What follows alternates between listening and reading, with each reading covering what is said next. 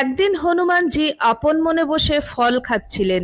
সেই সময় শনিদেব তার সামনে উপস্থিত হলেন এবং বললেন, আমি আপনার শরীরে 7.5 বছরের জন্য প্রবেশ করব।